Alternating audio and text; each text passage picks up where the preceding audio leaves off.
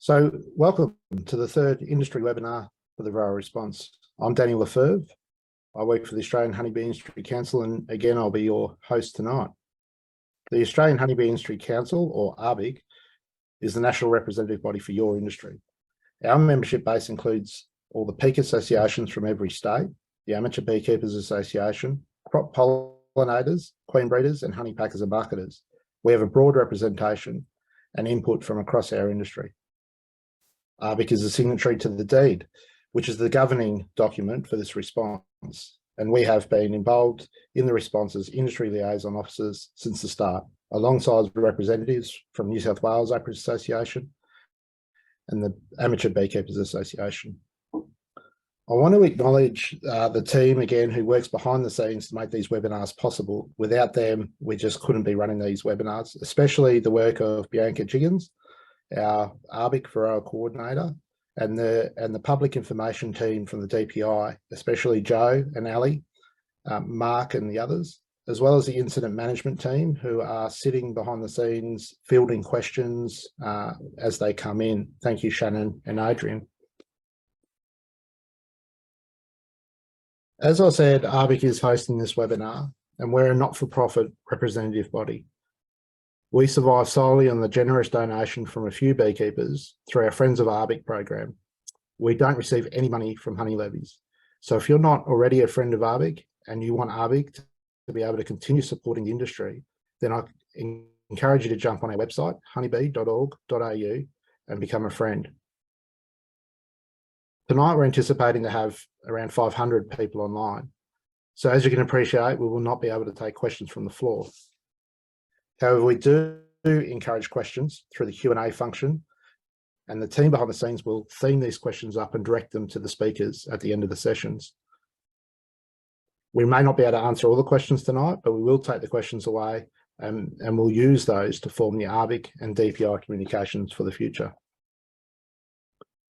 This webinar is being recorded and will be published online. So it's important to remember that the information presented tonight is current as of the 28th of June, 2023.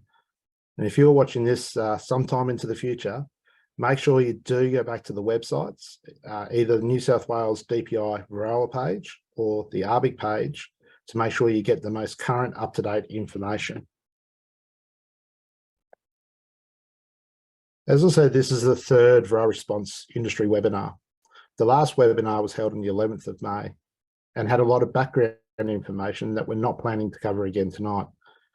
So if you haven't watched the previous webinar, I encourage you to watch it, as it'll put a lot of tonight's presentations into context. You can find the previous webinar by either searching online for AHBIC or head to the AHBIC website, or you can scan the QR code that's on your screen and it will take you straight to the previous recording.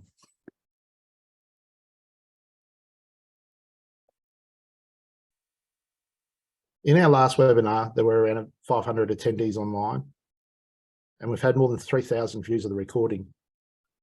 And if you can recall, in our last webinar, we asked for participants to ask questions, and boy, did we get some questions.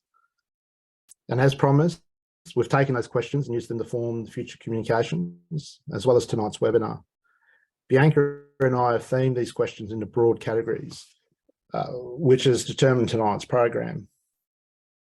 You can see that around a third of the questions that came in from the last webinar were around the surveillance program. Another large component of questions came in around the wild European honeybee baiting program, and about 20% of those questions also around industry preparedness and management of the Varroa response. So we've taken those questions and designed tonight's program to be a bit shorter than last time, a few less speakers, but trying to answer the questions that you posed in the last webinar.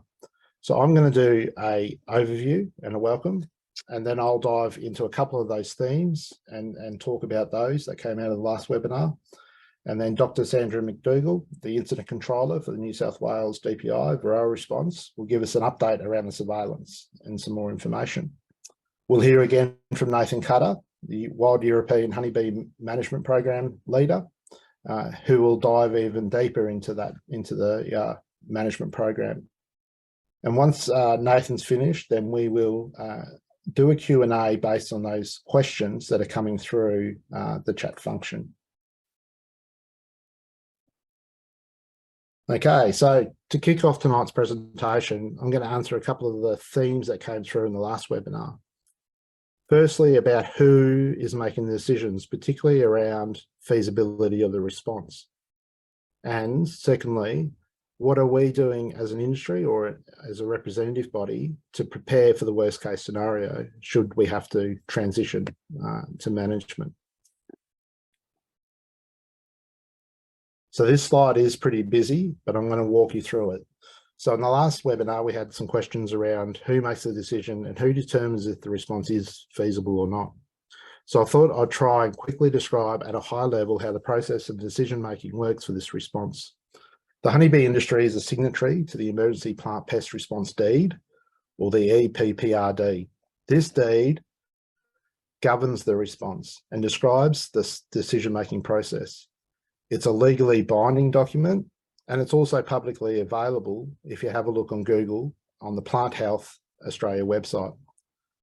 There is 49 signatories to this deed, and that includes all the state and territory Commonwealth governments, as well as 38 industry parties. At the start of any deed-related response, it is determined who the affected parties are. So who of the 49 deed signatories will be impacted if the pest can't be eradicated? So for this Varroa response, I've listed all 26 affected parties that are deemed to be affected by Varroa, should we not be able to eradicate. These affected parties all contribute to the cost of the response through a cost-sharing model, and all parties have an equal vote in the decisions made. These decisions have to be unanimous to carry. So at the start of the response, the combative agency, in this case the New South Wales DPI, notifies the CCEPP or the CEP, which is the Technical Advisory Committee. All 26 parties have representation and have their technical people represented there. The CEP then will convene a meeting. They'll assess the information that they have at hand, which is often pretty scant at the start, and make a recommendation if the pest is technically feasible to eradicate, and also if the response is cost beneficial to conduct. These recommendations are then put up to the NMG, which is the National Management Group, again represented by all 26 affected parties that have financial decision-making powers on that committee. The NMG then decides if the response continues. So it either closes the response out, it's not technically feasible, or it is technically feasible and it will continue. All 26 parties have representation on both these committees, NMG and CEP, with an equal vote. And again, the decision has to be unanimous from all 26 parties for any of these decisions to carry. In the case of Varroa, it was agreed to eradicate. The New South Wales DPI was then tasked with developing a response plan. The DPI, which has many experts in biosecurity and biosecurity responses, also sought the input from the combination of Varroa experts. The plan was then presented back to the CEP for a feedback and technical assessment, with multiple versions and feedback loops coming back to the DPI until there was unanimous agreement that the plan was technically sound. A recommendation is then made to the NMG, and they decide whether or not to adopt the plan. Currently, the response plan, version 3, is before the NMG for approval, and this will see the response through to the completion in 2026. The adopted response plan then becomes the guiding document for the DPI, and any variation to that plan, or if any triggers that are in the plan are breached, then the New South Wales DPI must come back to the CEP for discussion. And the cycle continues over and over again. So far, we've had 15 CEP meetings in this response. We've had 7 NMG meetings. And at each CEP meeting, there is a discussion around the technical feasibility of the response based on the information the CEP has. So the decision-making process is long, but it is robust, and no single party or entity makes the decisions, just like no single party or government department is paying for this response. It is cost shared, and it is truly a shared responsibility across all the parties. So whilst AHBIC is fully supportive and believes that if everything goes to plan, eradication is achievable, we're not naive. And behind the scenes, we've been working away to ensure that if the worst case scenario was to occur, that we can minimise the impacts to industry. So some of the work we've been doing is listed here. At the start of the response, we initiated discussions with our industry research and development bodies, highlighting the need to understand what best management practice in Australia for Varroa might look like. As a result, there has been 2 projects established, one by AgriFutures, led by the University of Sydney, to look globally at existing management practices and what might work here, given our geographic and climatic conditions. The second project is funded by Hort Innovations and led by the Macquarie University, which is also looking globally at management practices and looking for new and emerging techniques that could help with an integrated pest management approach to Varroa management. Both these projects are getting close to providing industry with information, and we will use this information to form our next steps should we need to. We've been working to obtain shelf registration for as many treatment options as possible, both organic and synthetic. Shelf registration, which is different to the current emergency use permits, means that we have registration ready to go that can be activated, which will allow resellers to bring the product into the country and allow beekeepers to use the product under the label conditions. This is a slow and time-consuming process, but we have been working closely with the DPI and the APVMA to progress as many of these registrations as possible. In the last webinar, there was a few questions around genetics and what, if any, work has been done in this space.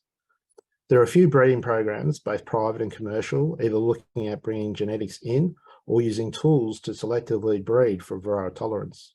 We have been supportive of these projects where we can and working to implement the recommendations of a recent protocol review to allow implementation of improved genetics. This will allow new genetics into the country whilst maintaining the strict measures to prevent any viruses coming in with those new genetics. AHBIC has also been working with jurisdictions to scenario plan to increase preparedness should Varroa break the containment lines. We've been working to increase industry capacity through Plant Health Australia to train more industry liaison officers and upskilling our bee biosecurity officers who will be at the front line in helping beekeepers adapt should the worst case scenario occur. So tonight, you're going to hear from some of the response team. They will present information that will show you the response is progressing, and the team is continually gathering data to ensure the CEP and the NMG can make informed, data-driven decisions. As I said earlier, as it stands with the current information we have before us, eradication is possible. All 26 members of the CEP agree. However, we will need everything to go to plan, and the risks that I've previously talked about are still there, including the need for a team effort and the need for beekeepers to follow the rules no matter how hard it is. Because moving forward, the one thing that will compromise this response and make all the effort, the pain, the destruction of people's livelihoods for nothing is the one thing we as individuals can all contribute to. The Wild European Honeybee Management Program update will show you the mountain of work that's been occurring to give us the best shot at removing feral colonies. But understanding the efficacy of this program will take time.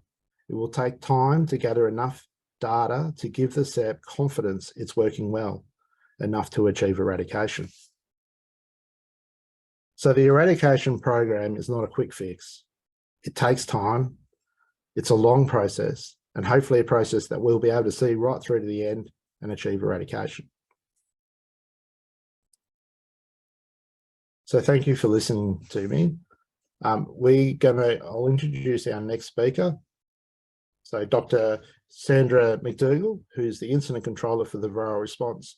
Now, before Sandra starts, I'd just like to thank Sandra and a number of the other team members. Sandra is one of those who doesn't live in Orange and spends a lot of time away from home. She spends pretty much most of her career in this Varroa response living out of a bag. So that is incredibly tough on multiple team members for doing that. So thank you, Sandra, and thank you to the other team members who spend a lot of time working away from home in this response and doing it for the industry. Thank you.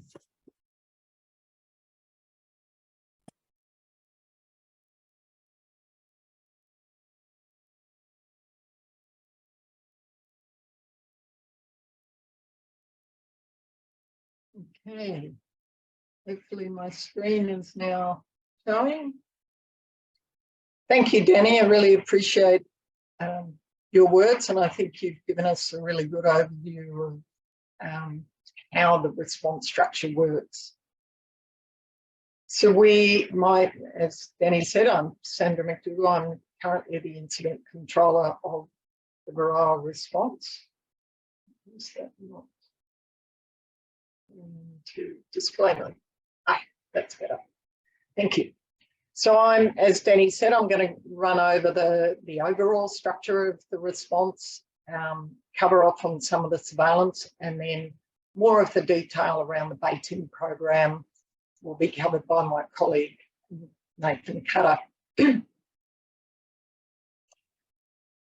So I won't go through all the details in a lot of these slides, but the key takeaway here around the Varroa mite is that the biology and the ecology of the pest and of the host, the honeybees, are underpinning our thinking with the strategy and all the practices that we implement, and the rules around hive movements and things is related to the biology and ecology of this pest.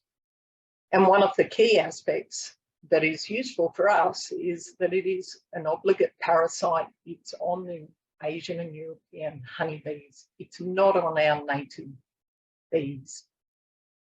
The other bit that's also a very key one around its impacts is that it dramatically increases the incidence and severity of bee viruses, many of which we already have in Australia but don't have a big impact.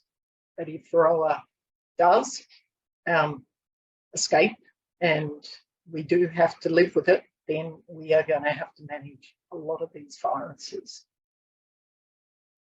So the life cycle of the mite, some of it's within the brood, as many of you will know, but it is also sporadic, or lives on bees and travels around, and that's how it can move between hives.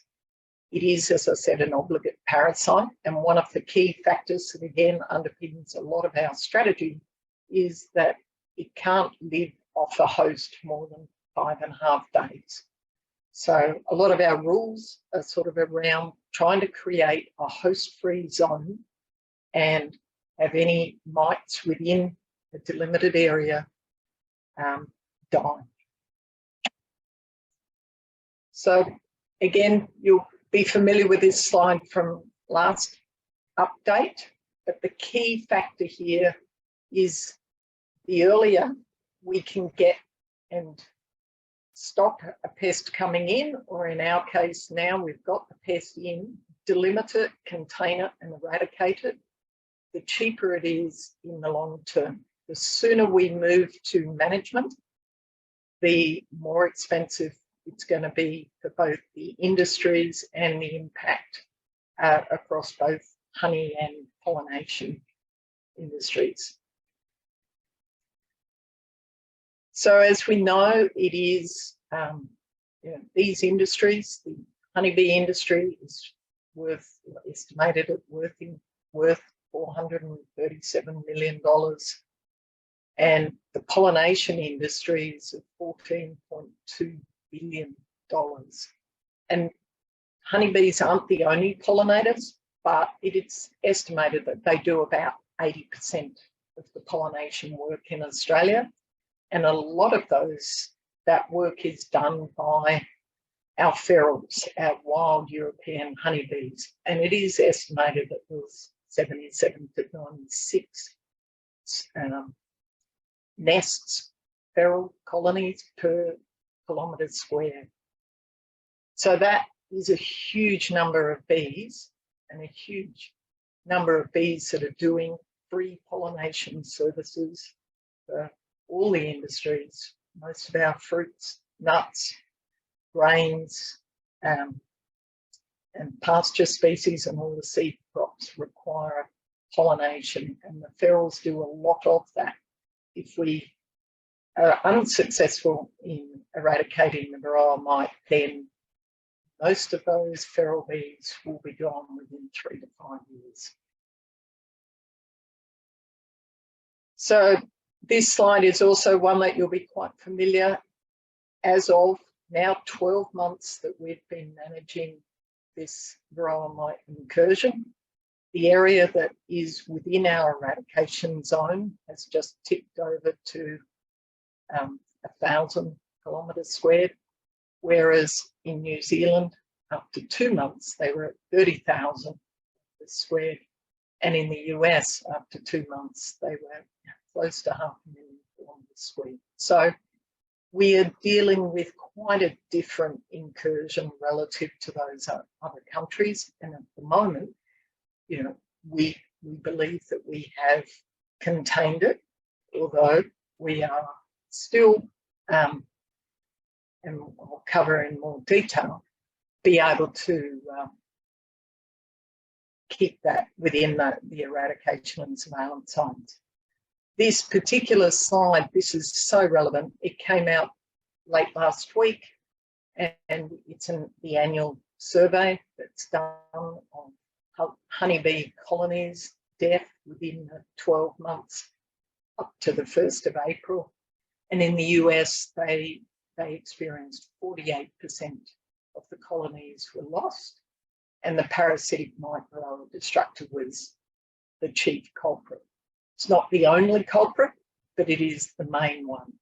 The other point of this they talk about in this article and from this surveillance survey, not surveillance, survey, is that they've been keeping around that 50% for a number of years. So beekeepers have to work incredibly hard to multiply their bees up to compensate for losing virtually 50% of them every year.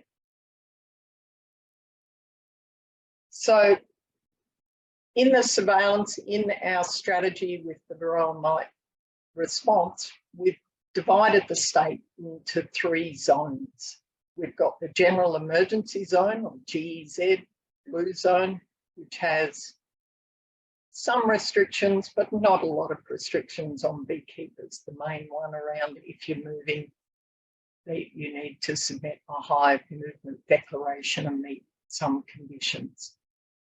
The next most restrictive is that purple zone, the surveillance emergency zone, which goes from the 10 kilometres out to 25 kilometres, and it has a lot more restrictions on movement, not so many, not as restrictive as in the eradication zone on management. So that 10 kilometres around any infested premise is our eradication zone, and there are intended to remove all European honeybees from those zones, as painful as that is to the people within those zones. And all zones under our control order, emergency order, we require testing every 16 weeks, alcohol testing of bees, and that adds to our evidence of absence of Varroa mite from particularly the blue and the purple zones. And in some cases, and a number of our new IPs that we've had in the last few weeks have in fact been people self-reporting positive alcohol washes within the eradication zone, that we've then gone, or our teams have gone out, conducted other washes and verified that they have been in fact infested. So the strategy is around trying to contain and eradicate the response, the Varroa mite from European honeybees from Australia, and return it to a state of freedom by 30th of June 2026. And we try, aiming to try and do it, minimising the impact to businesses, communities, industries and the environment. And it is a juggle.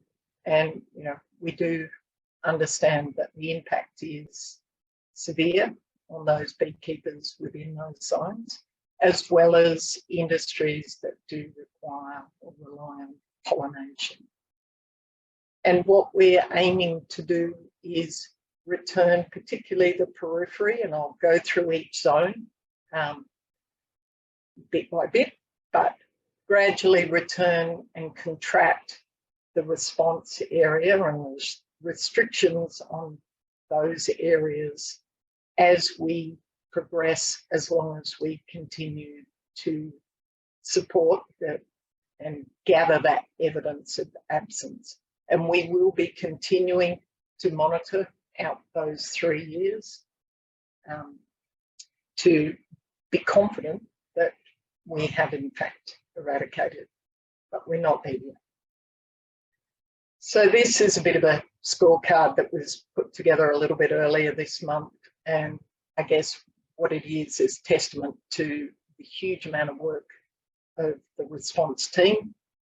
The area there is a little bit less. We've had a few more IPs since, which have extended the zones, but you know, the number of hours that people have put in, the amount of work that's been done is phenomenal, and it's just so awe-inspiring to work with such dedicated beekeepers and other team members.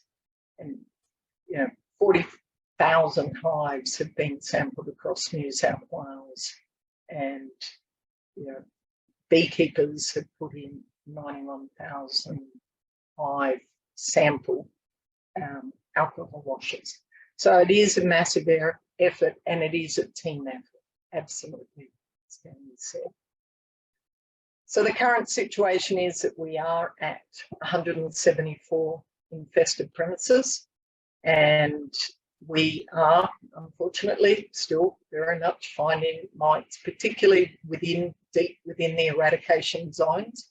But we are, as we had an extension to St Albans, so we have extended into the purple zone, the surveillance zone, so things are creeping, but we hope with the combination of speeding up the process of, once we get an IP, getting bait stations out, euthanizing the greater than 10 hive cases, and working together with the beekeepers as well to euthanize the hives within those eradication zones, that we hopefully can create that barrier there and then move in and eradicate all the wild European honeybees. So I wanted to just do some snapshots of the last 3 months. You've seen previously sort of the whole 12 months, and some of these have got very, very busy. So we're doing both active and passive surveillance. The active surveillance is done by our teams and authorised officers following the strict surveillance protocols. Most of it is with miticide strips. Some of it we do ethanol washes as well. And some of that targeted surveillance, we're prioritising anything in round a newly identified infested premise to try and understand how that movement of the mite, is it in that local area, or is it more likely that hive wear or hives have moved, and that's been the main reason for that infestation. So we're collecting a lot of data to help understand how this mite is moving and behaving in Australia. We're also targeting what we call dangerous compact premises or trace premises. They're basically hive sites which are somehow linked to IPs, infested premises, and so we want to, they're a higher risk, so we get out and try and conduct some surveillance on those too, and we will continue to conduct surveillance over time to pick up if any mites have in fact escaped. And that would be one of the triggers that Danny was talking about, to bring back the SEP and have a discussion about whether this is still containable or not. But so far, we think we have it contained. So we're also heavily reliant on data from passive surveillance, which is the alcohol washes beekeepers are doing every 16 weeks. And as you can see, it is right across. And this is just 3 months, the last 3 months of data. And you know, it's gratifying to see that it is quite widespread. So that gives us confidence, that gives us that evidence and absence. And similarly, this, when anyone does a hive movement declaration, which is from blue to blue zone, then they have to do an alcohol wash before movement. And that is adding to our confidence that we will detect mite if it's present in those areas. So our strategy of delimiting, containing, suppressing the mite, and then eradicating, and then monitoring through to proof of freedom is a little bit different depending on which zone we're talking about. We've got zones that are in the outliers, and I'll go through those, Narnglen and Narrabri, and they're likely to progress from red to purple to blue more quickly than in the epicentre, the Newcastle and Central Coast areas. And then the periphery is in between those. So if we look at the Narnglen, it is one of those zones where we had an infested, single infested premise. We know when the hive movement occurred, and we've not detected through surveillance, which is the purple dots there, any subsequent detections of mites. And there has been significant amounts of surveillance, both in the EEZ, the red zone, the eradication zone, and in the purple zone, the surveillance zone. And because of the importance of the berry industry up there, it was one of the first zones to have the baiting commence, and the baiting has run almost continuously from November last year in that area. Once, and during that, earlier this year, a significant amount of work was put into trying to find swarms and test them, and actively look for any populations of bees within that eradication zone to look for mites.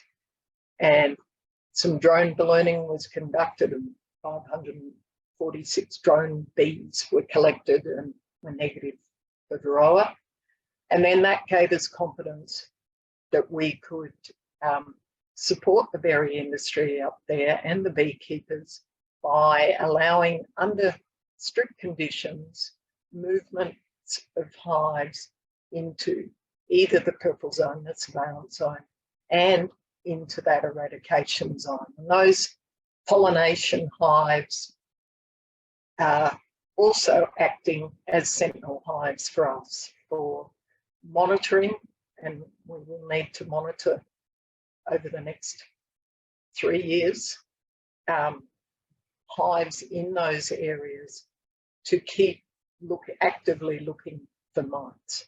And again, large amounts of surveillance has happened on those hives in the eradication zone for pollination, and the baiting has continued, but only of the bait stations that have been 2 kilometres from any of the pollination hives. So it's been a joint program with us, working with bee industry and with the berry industry in coming up with a plan that was agreed by CEP, so we couldn't implement that until it was agreed by all the CEP parties. So Narrabri is probably the other site that's most likely to transition, have its zones transition, given it too had a single premise that was infested. It's identified in July. There was a known, traced to a known hive movement from the Newcastle eradication zone, and we're currently in the second round of surveillance. It just started that in the last couple of weeks, and will continue till we get a second round there. And it also has had many months of baiting, although the baiting there, they've been a lot less successful in attracting bees to the bait stations. So some of the other peripheral sites, which are now closer into the Newcastle Central Coast area, are Denman and Jerry's Plains. So there, again, and there's Wards River is another one where they were a single IP that was detected quite early on. It's linked to hive movements from the Newcastle EEZ, and there have been no other Varroa detections in those zones. Significant amount of surveillance before hives were euthanized gave us confidence that there weren't other detections in other mites in those zones, and we've conducted surveillance in the purple zone, and we're in the process of conducting the second round surveillance. And both these sites had baiting quite early on, and there were a significant number of spikes across the bait stations, and Nathan will cover off a bit more, but there will be more rounds of baiting in those zones. So the Bulahdelah and Wards River EEZs were also single hives, but they have been a lower priority for the moment in terms of baiting, and bait stations are yet to be active in those areas, so they'll be down the track. The Werrell Flat and Cranbuck areas, as you may know, they were detected in February and linked to hive movements that occurred in December 2022. And because they were in blue zones, that was a trigger, and there was lots of interest from the CEP around that, and we put a lot of effort to condense that period from detecting it to getting the bait stations in, getting the hives euthanized, particularly the hives that are sites that are greater than 10 hives, and conducting that surveillance both in close ground to where the infested premises were in each of the zones, as well as any hives that were linked to those beekeepers or any other beekeepers that may have moved into or out of the zone, particularly out of the zone in the last 6 months. So huge amounts of effort has gone into that, and we have done the first round surveillance there, and we'll start doing the second round surveillance in 4 to 6 months. But baiting will continue in that zone. So the Newcastle and the Central Coast EEZs are the epicenter of where the mites are, and we are still detecting mites in that area on bees each week. So we haven't eradicated the mites from this area at all. We are trying to contain it, and the yellow dots there, as you can see, are where the spikes for the fipronil baiting has been. The purple dots are all the surveillance that have been done. We have a particular concern on the southern border of the Central Coast zone, so a lot of effort's gone into there, because if the eradication zones extend into the Sydney Basin, it just becomes much more difficult to manage. We may decide that we can still manage it if we do get a detection, but the level of difficulty will increase. Similarly, the new detection at St Albans, which is to the west of that Central Coast, doesn't have any yellow spots on it yet.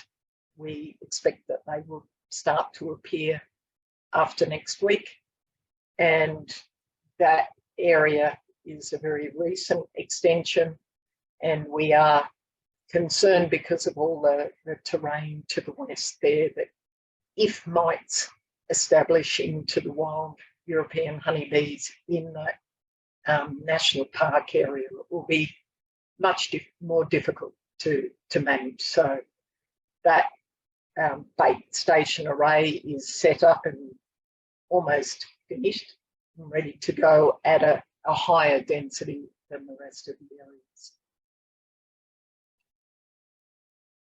So there has been quite a lot of interest, obviously, on the impact of removing bees from the environment. As we say, you know, they're important for pollination. So people who are growing fruit and vegetables in these areas will experience, as we do eradicate the bees, a reduction in pollination from the European honeybees. And we do want to work with the industries, but we've got to balance that risk of losing the fight against the mite and being able to support the pollination. So we've been quite deliberate in Nana Glen. It was a much lower risk area in the first place, and that we developed a plan with the industry and the beekeepers that balances the requirements of the response with the requirements for pollination in the area. In the Central Coast areas and in the Newcastle Hunter area, we aren't at that stage yet where we've eradicated the mite. So we can't think about bringing in more hives until we've got that level of comfort that we have reduced the mite populations, eradicated properly, and then we'll look at using our sentinel hives that we plan to use to help support pollination. So where we situate them, we will work with industry in doing that. There are other pollinators. Honeybees aren't the only ones, although they do so much of the work, and they have done, the wild ones have done so much of the work for us. We haven't really had to put a lot of effort into it, but the Greater Sydney LLS are running an alternative pollinator workshop, and there are some other work going on with native bees as pollinators. So, you know, if we have to move to management, our whole experience of beekeeping and of growing crops will change so dramatically. So help us fight the mite and support the response. And if that means, unfortunately, allowing euthanasia of your hives if they're in the red zone, host a bait station if you can, allow surveillance of any of your hives in whatever zone you're at, because that data will help us make decisions around stopping this mite Notify us if you have hives. If you're in the red or a purple zone and you haven't had a specific communication from us saying you're in the red and purple zone, but you know you are, let us know. Call up the hotline. You know, our data isn't perfect, so there are people out there that we've found that are registered beekeepers, but they're not in our system. So notify us of your hives. Do your alcohol washing. Submit your hive declaration forms, report swarms and feral nests if you're in the eradication zone or in the surveillance zone. And if you're in a surveillance zone and you can catch and kill the swarms, that will greatly help us in reducing the bees within that buffer zone, so which is a higher risk zone than the blue zone. So if you can do that, that would greatly help us. So we understand that it's difficult for many people, you know, whether you're a recreational beekeeper or a commercial beekeeper or a fruit and veggie grower. We know it's difficult, and we do have some help and support with our liaisons that are out there talking to people every day. If you need to have someone to talk to about the response, give them a call or give a call to the helpline. So thank you. Appreciate having this time and this opportunity, and I will hand back to Danny. Thanks, Sandra. Just while Nathan's getting organised to start, perhaps we could just have a quick chat around timelines. So we know the timelines are tight and they're ambitious, and it sets a great big challenge for us, but we also know if those timelines aren't met, they need to go to the CEP for reconsideration. So they're deliberately ambitious and deliberately tight. Would you agree, or any comments around that? Absolutely. They're both ambitious and tight. And that we, you know, report quite regularly to the CEP, and if they decide collectively that we aren't going to be able to do it or manage to eradicate the Varroa, then you know, they're potentially removed to management. But that's something that's a shared responsibility, and it's a shared decision. Thank you.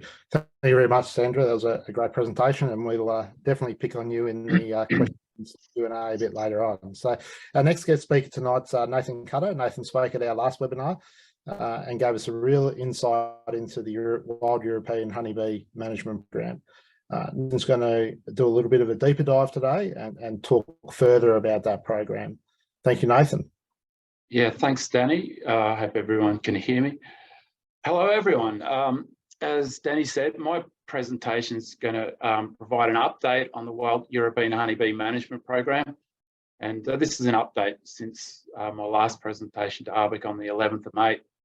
So I'm going to assume some knowledge. As Danny said, my previous presentation is on the AHBIC website, so you can look that up if you want to dive into any details there.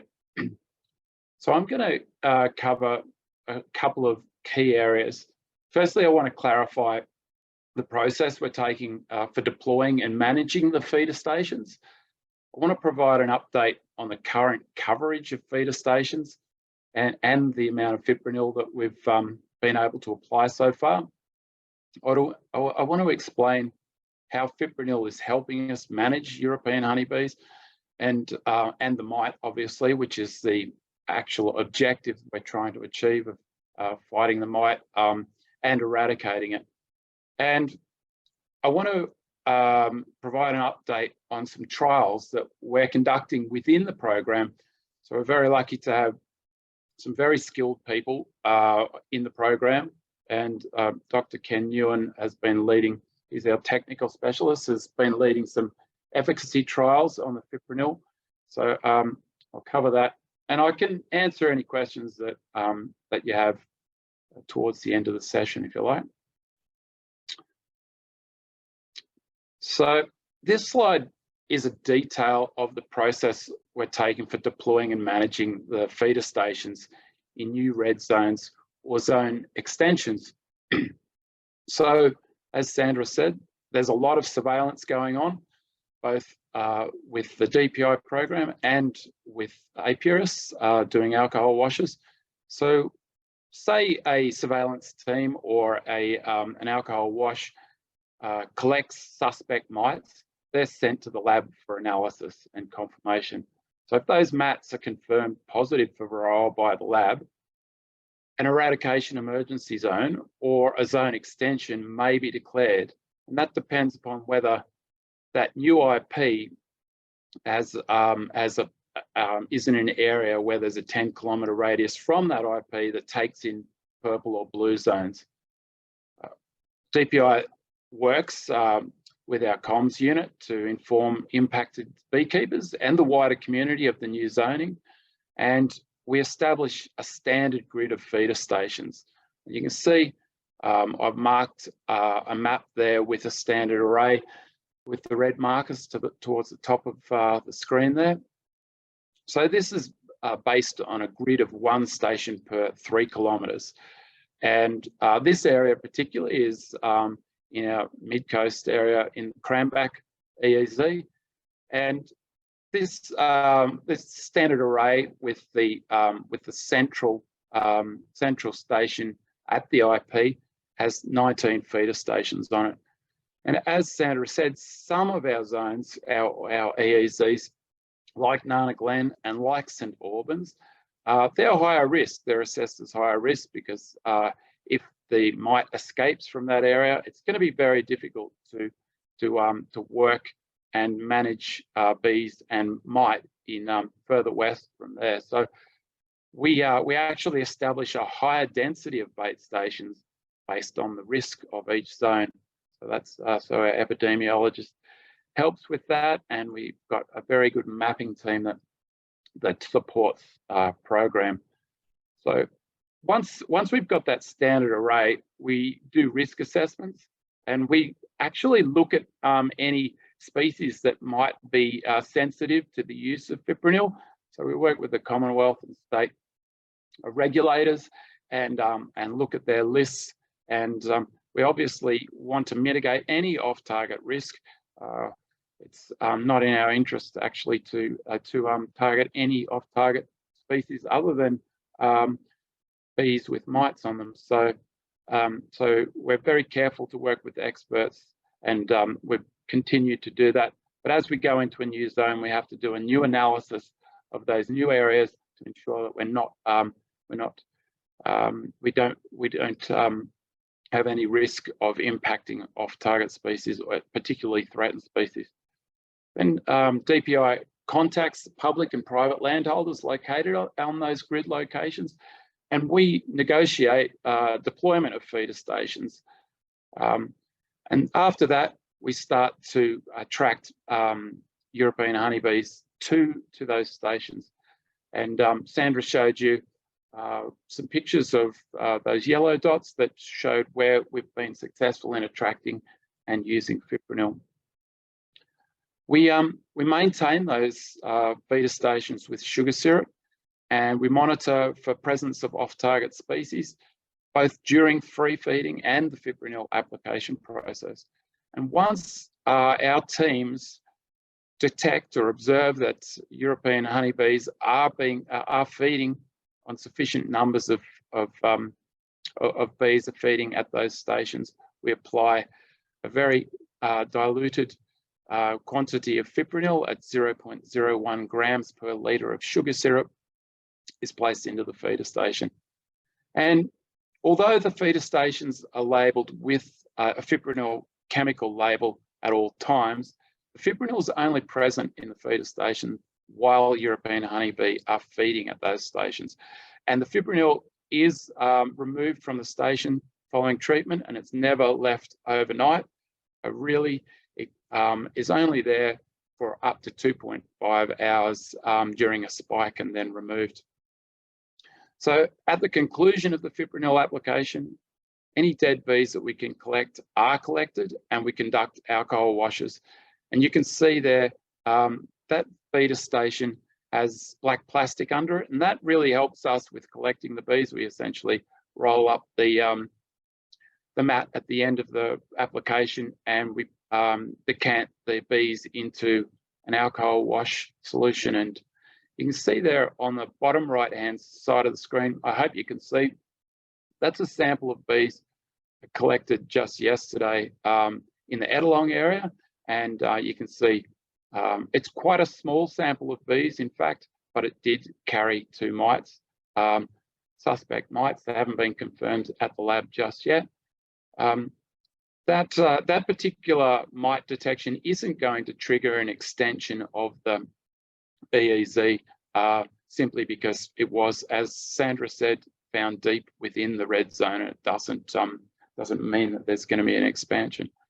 So after that's all done, we clean the bait station down and return clean sugar syrup to the feeder to continue the work of attracting bees from other wild hives in the area.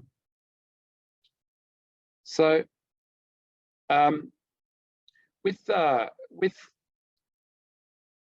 since the update in May, we've had an aim, obviously, of achieving deployment across all of our eradication zones. And field teams have deployed an additional 115 feeder stations in since my last update about 6 weeks ago. And these are often in really difficult areas to access. So with the good grace of the community and beekeepers in these zones, we've actually been able to deploy 726 feeder stations, and we've got the final target of just under 1,000 bait stations well in sight now. We've got very well honed teams, and the whole process, as Sandra said, of deploying and managing these sites, we've streamlined now. Whilst in May, we conducted, whilst my update in May, we had conducted 557 fipronil applications, but as of today, we put out our state sit rep, and we've conducted now 849 fipronil applications across all of the zones. This map here is of the southern section of the Central Coast EEZ. As you can see, there's some very difficult areas that we have to access. And in fact, a lot of the areas don't have roads, so we have to use boats to deploy and maintain those bait stations. You can see here the yellow dots, like in Sandra's presentation, are feeder stations where fipronil treatment has occurred. And the blue dots are feeder stations that have not yet reached the point where fipronil can be used. We're still in the process of attracting bees. And this can take, depending upon the area, it can take from days to weeks and occasionally months to attract bees in. They come as scout bees to investigate the stations, but often we don't get the large numbers of bees until other resources in the area are depleted. So we are actually collecting and analysing the bee abundance data and fipronil consumption data as we go, and this helps us better understand where we need to concentrate efforts in the eradication work. And in this map here, this is the fipronil application heat map, and the darker coloured dots here indicate where we've got higher bee abundance, and the larger circles indicate feeder stations with higher consumptions of fipronil. So we can use this type of data and these types of maps to better hone where we have to continue our work to essentially prevent bees leaving an area and ensure that we've got good coverage of bait stations and fipronil applications. Just going to show a series of videos that provide an outline of the fipronil application process. So during the morning, we'll have have to refill the stations with sugar syrup to ensure that they've got something to feed on. The bees are attracted in, they consume the sugar syrup, and once our numbers of bees plateau, we can consider then spiking. So this is a video during the spike. Again, like I said, it's 0.01 grams of fipronil per litre of sugar syrup. And in some cases where we've had to put out multiple bait stations on a site just due to the numbers of bees in the area, and they're consuming, I think our record spike at this time has been 4 litres of fipronil sugar syrup mixture. So you can see in this video, the bees become actually quite sticky and they start to slow down. And after about 2.5 hours post application, the bee attendance ceases. And that's at the stage where we remove the fipronil solution and replace it with clean sugar syrup.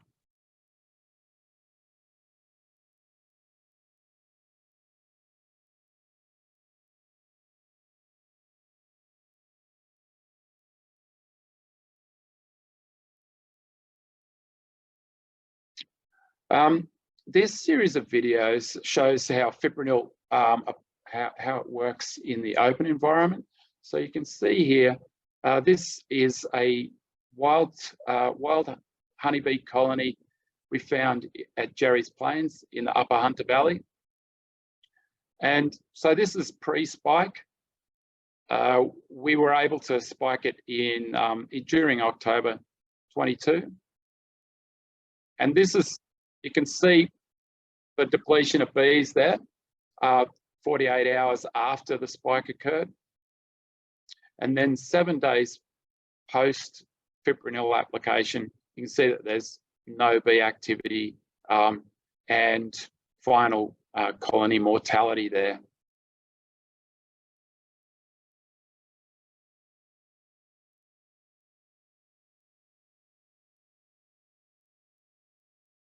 I don't know why it goes through those videos a second time, but we'll soldier on.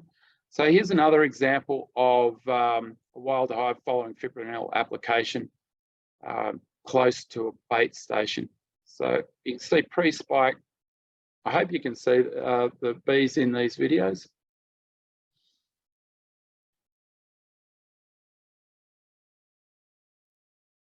So an active colony there. 48 hours post-application, you can see that there's far fewer bees and they're clearly sticky again, showing signs of insecticide poisoning. And then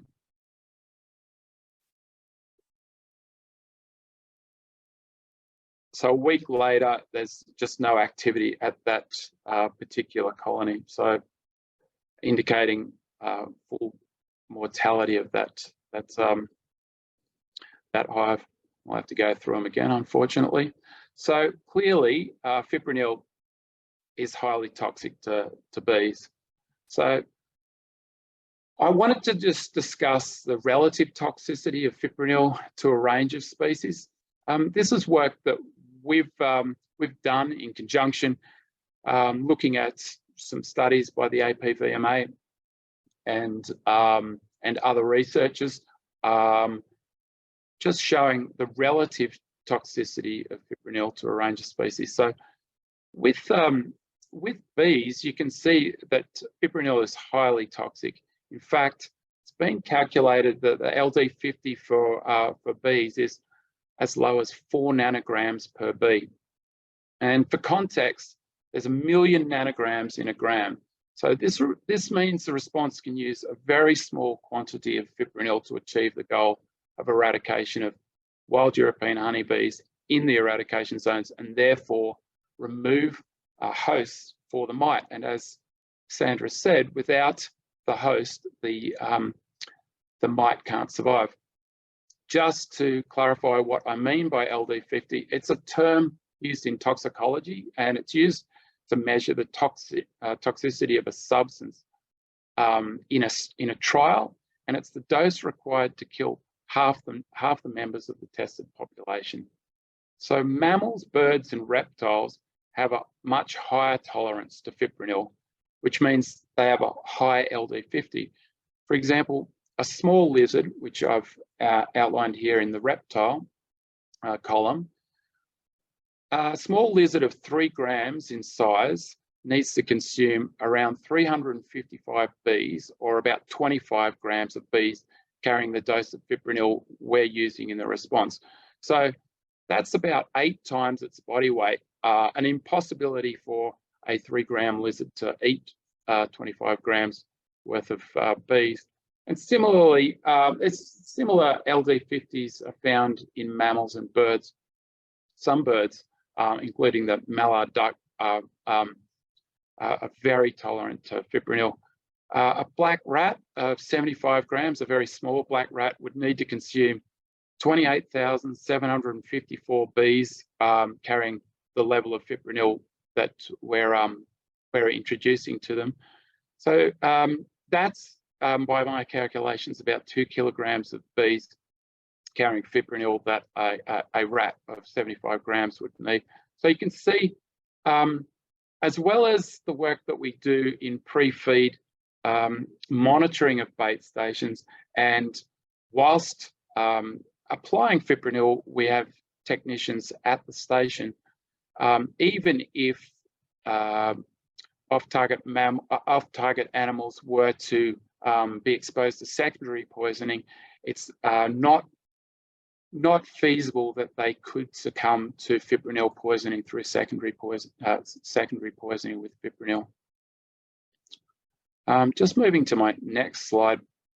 As I said, we're conducting a series of studies on our use of fipronil to determine its efficacy. So we're trying to evaluate the hive strength following fipronil application. We want to assess the concentration of fipronil within the hive after fipronil application, determine the mortality times, trip frequency, and payload volume of fipronil of foraging bees during fipronil application. We want to evaluate the distance from bait station, and if that has any varying effects on the efficacy of fipronil application.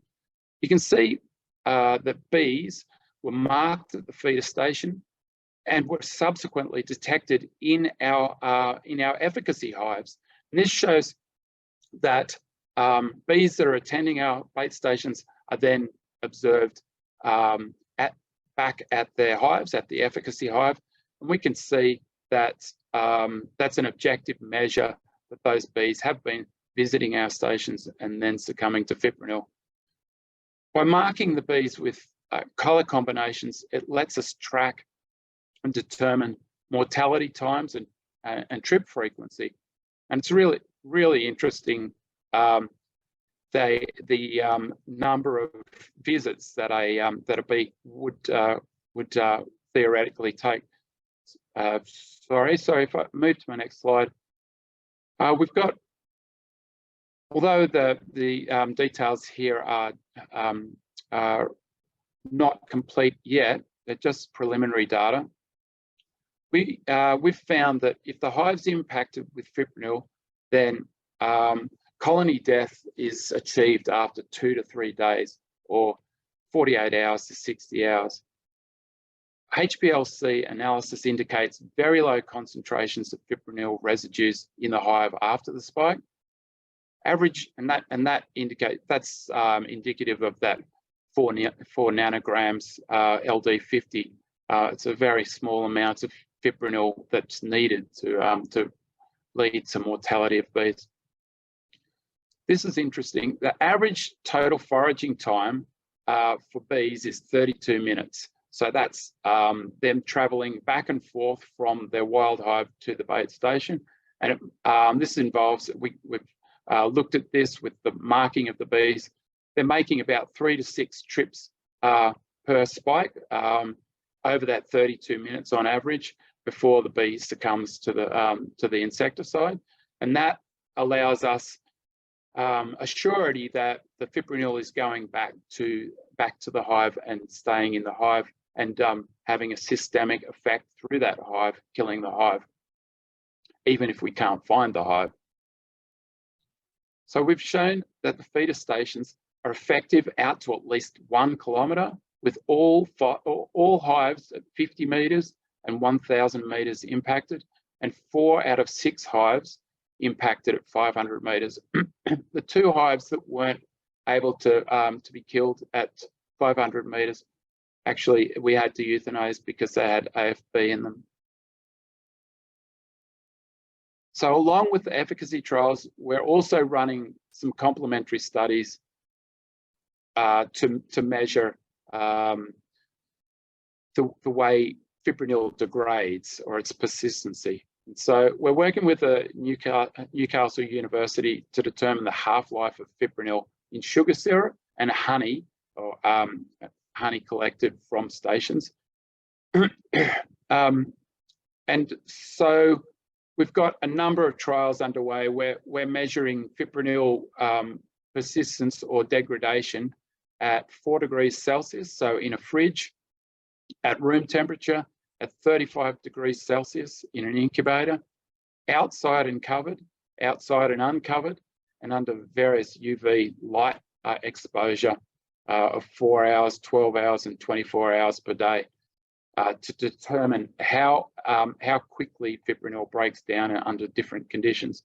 And it's interesting that Michelle Taylor's work from New Zealand showed that fipronil might be stable up to 26 months, but that study was conducted with honey in bottled honey and stored away, whereas Ken's work is covering a number of different situations, both within, inside and outside, to look at that.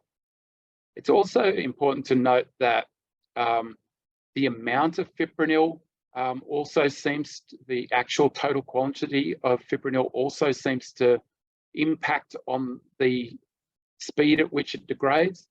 A study by Manzur and Perez in 2017 showed that different concentrations of fipronil broke down at different rates, and the lower the concentration, and we're using a very low concentration, as I said, the quicker it degraded.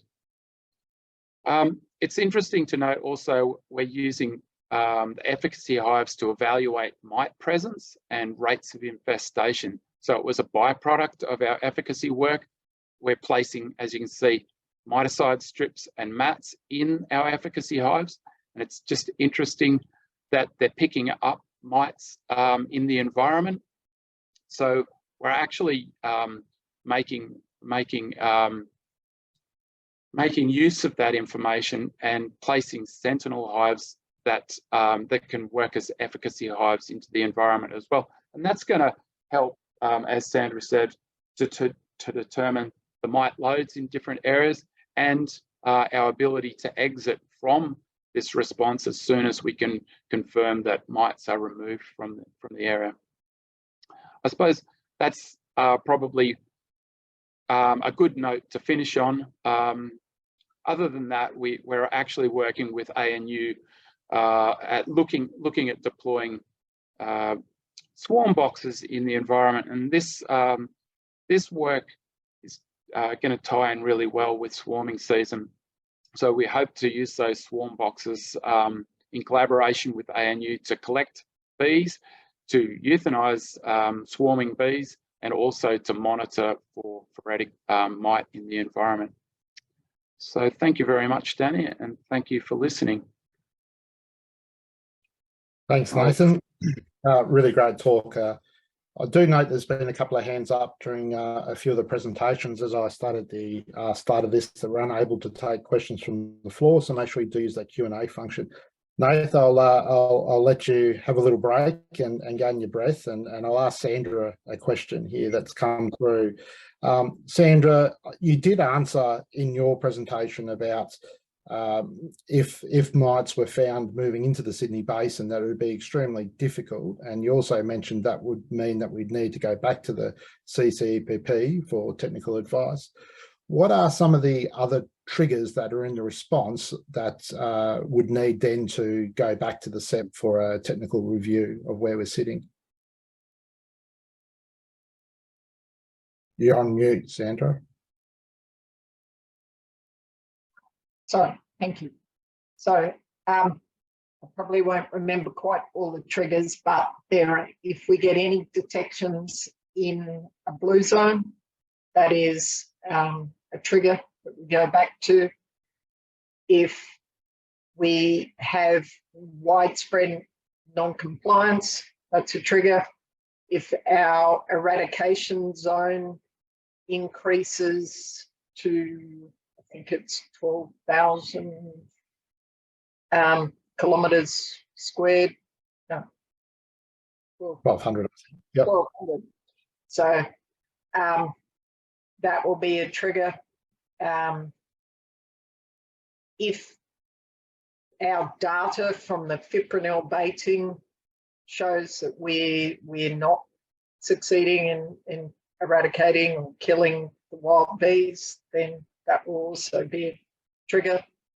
Or basically anything that we feel that in the data that we're collecting that we're not going to be successful, then we'll take it back to the CCEPP. And we do report, as you know, on a regular basis, and those is also another opportunity, and we'll have a technical review in towards the end of this year, which is another opportunity to go into the data quite deeply, and people will make an evaluation on whether we're still able to technically eradicate Varroa. But yeah, going into the Sydney Basin is certainly another one of those. And that review doesn't necessarily mean that we immediately move to management, but it does mean that we'll have to look at what options we do have and whether it is still economically feasible and technically feasible to actually eradicate. Great. Thank you, Sandra. Now, I'm not sure how this is going to go. I'm going to ask a question of myself. So we'll give this a go. So we've had some questions around the response management, about the voting system and representation. So given that there is so many pollination dependent industries in the 26 affected parties, how do we assure beekeepers do get a vote, or is this completely dominated by pollination dependent industries? As I said earlier, everyone gets a single vote within the 26, but the key point is that any decision that is made has to be unanimous. So if anyone in the 26 disagrees with anything put forward, they can vote against it and then cause that to be renegotiated, relooked at. And that's why the decision-making process is so slow. So there is no one party that is disadvantaged in terms of their voice because of that unanimous vote. And to follow on with that, there's another question around recreational beekeepers and the Amateur Beekeepers Association. Why are they not represented on the SEP committee? Now, there can only be one signatory to the deed from each industry, and that is the national representative body, which is AHBIC. AHBIC has the Amateur Beekeepers Association as a member body, and the avenue for feedback into the system is through AHBIC to the SEP. The Amateur Beekeepers Association has been engaged in the whole process with AHBIC, being on all our member meetings, as well as sitting alongside us as industry liaison officers for the first 6 months of the response, and has had a huge input into the response. So there's those two questions I've answered. Nathan, question for you. Sure. So there's some people coming in saying that they've got bees on the edge and they're not clarifying where exactly on the edge or the red zone. And they've been asked to host bait stations, but they're concerned about what effect them hosting bait stations might have on their neighbours, their friends that have hives that are in the purple zone. Can you just explain the strategy around the edge of the red and the purple and how you're going to manage that bleeding of potential bleeding of fipronil baits? Yeah, look, I'll explain how it works, and then I'll give an example of how it works in practice. So when I say a new zone or an extension is created, we work out from the IP, the new IP, and we establish that array that I showed you. But you might have noticed in the array that we only go out to 8 kilometers from the IP. So we actually create a buffer of 2 kilometers between the perimeter of the red zone into the purple zone and where our bait stations are situated. So in practice, so that provides a buffer. Like I said, in our efficacy trials, we've shown that the bait stations are working out to 1 kilometer. Now, they probably work to a further point than that, but our evidence at this stage, and Michelle Taylor's work was on a much smaller scale, but we've shown efficacy out to 1K. So if we have a 2 kilometer buffer between where we put a bait station and where the perimeter of the red zone is, that provides an adequate buffer to prevent bees impacted by fipronil moving across into managed hives in the purple zone. Now, practical application of this is shown in Nana Glen, where we've actually got around, well, there's between 900 and 1,000 pollination hives in Nana Glen, working alongside the fipronil bait stations. We've established a 2 kilometer buffer away from any of those pollination hives, and we've yet to impact any of those pollination hives. So the 2 kilometer buffer seems to be suitable and effective in protecting managed hives from fipronil application in the purple zone. Thanks, Nathan. Just to add to that, when you're talking about the practicalities of bait stations, so we know a lot of the red zones across the area in the Hunter Valley is densely scrubbed. It's quite hilly terrain. There's rivers, there's lakes. You mentioned you're aiming for a 3 kilometer grid pattern with those. Are you always getting a perfect grid pattern? A perfect what pattern? So, sorry. No. So when I said we negotiate with landholders, so we've been very accommodating in terms of where. So we're obviously dependent on the good graces of landholders to allow us to host a bait station, and we try to work with the landholders to make sure that we're not impacting on them in any way. However, not all landholders will take a bait station, and some just can't. So that's a very good example up in the Upper Hunter Valley, which is you know, one of the big land users are coal mines, and we just can't establish a bait station in a coal mine. So yeah, we have to work within the needs and requirements of the landholder in lots of cases. But what we're trying to achieve is a 3 kilometer bait station array. In some cases, we'll not be able to do that perfectly, so we'll double that up. Like I said, in high risk areas, we increase the density. So out at St Albans, we've got on a 2 kilometer basis, but some of the areas are just too difficult to get across. The terrain is too difficult to because we need to be efficient in deploying and maintaining these bait stations. With, you know, projected 1,000 bait stations, as Michelle Taylor found, it's very labour intensive to continue to attract bees in and do this fipronil application. So we have to be quick and efficient. We can't be parachuting into areas to put bait stations in.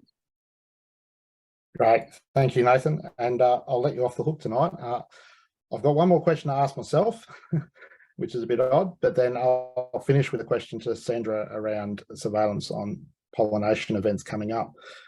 So we're getting some questions around the statements Andrew made about the 48% colony losses that we were seeing in the US that's been recently reported, and some questions about the context of that. So that 50% is per annum, 50% colony loss per annum. The beekeepers that are surveyed, that are answering the survey, are also asked what are those losses attributed to. Over the last few years, it's been around 60% of those beekeepers are saying Varroa is causing the colony losses. Some of the other issues has been seasonal conditions, queens, etc.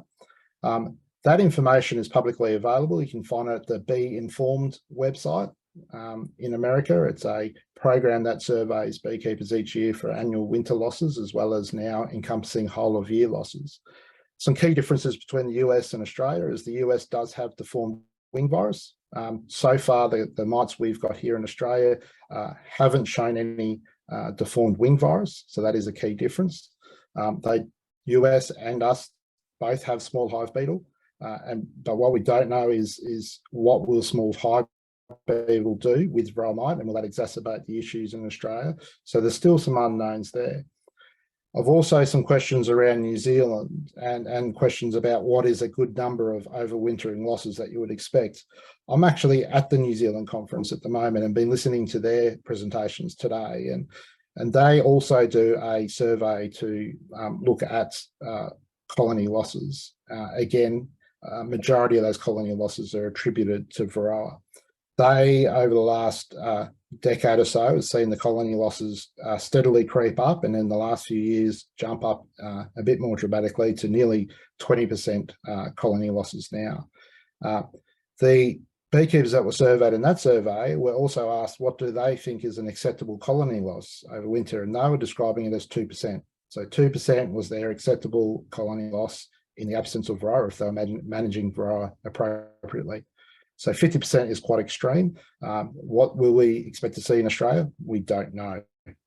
But looking at those experiences overseas, what we do know is that we will experience greater colony losses than we do now. It's fair to say that the colony losses currently in Australia are probably in the single digits, around that 2%. So Sandra, a question for you. With the upcoming spring coming up, and I know you're not going to necessarily be able to comment on what other jurisdictions are doing in terms of borders, but what is New South Wales' plan in spring with blue zone surveillance, and particularly around those pollination events being almonds and perhaps apples and cherries? Yep, so I mean, we did, as you know, a huge amount of surveillance last year during the pollination event, and got quite a lot of confidence of absence of Varroa. So this year we are relying a lot on the passive surveillance that the beekeepers, when they move, they have to do alcohol washes and report them before they take their bees down to the pollination events.